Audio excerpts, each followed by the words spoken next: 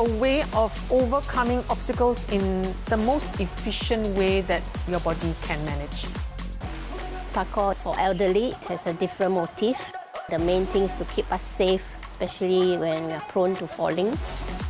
It keeps us active and on the move. Hi, my name is Bernice. I'm a nurse by profession. My name is Mylene. I'm a lawyer here in Singapore. I joined Parkour about 4 years ago.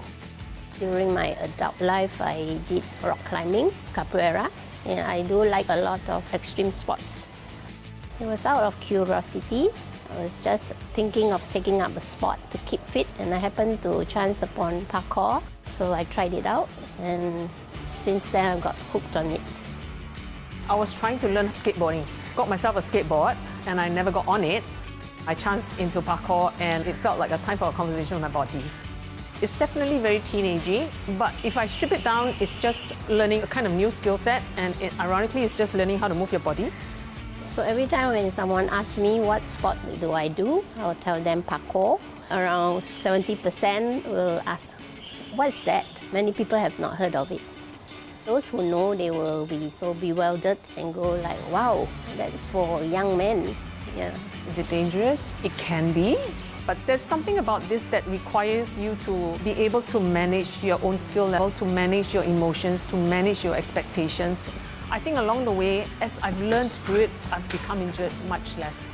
So it gives you a certain confidence as you navigate anything, as you navigate stairs, as you feel like, oh, you want to go for a hike, especially trail. You get stronger, you know how to chart your environment. Parkour has taught a person to be more aware and analytical, to overcome our fears, to manage how we handle situations that has risk involved.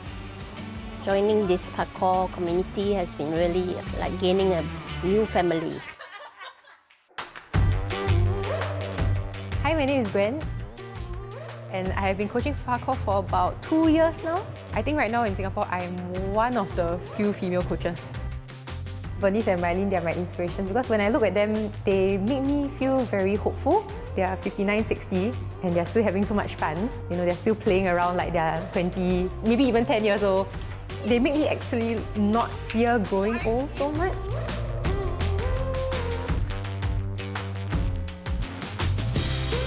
So I got into parkour about 3 years ago. My partner tried to introduce it to me because he's also a parkour instructor and a parkour athlete. To me, parkour is a lot of self-expression and just having fun with movement. I used to dance a little bit more competitively. I had this notion that, oh, if I do parkour, then something bad happened to me and I won't be able to dance. Even with my parents, I had to persuade them a lot because they had this notion that it's going to be so dangerous, I'm going to hurt myself. What changed for me was when I watched this Instagram video of this female practitioner. She made her parkour lines look a lot like dance. We call it parkour flow, but the way she did it was so graceful, so elegant. What then made me start thinking about career in teaching a niche sport like parkour. My female classmates would have trouble getting moves that I was able to get. I would then proceed to help them, and some of them would tell me like, hey, actually that's a really good tip you gave. I guess male coaches would miss out on little cues. So I realized that having a female's perspective in a very male-dominated sport is actually very helpful and insightful. There are a lot of people that could benefit from all these little snippets about themselves and their bodies, even right down to psychological fears that women commonly have. With time, people are starting to accept parkour a little bit more, especially the idea of women doing the sport. They're starting to see it more of like something empowering.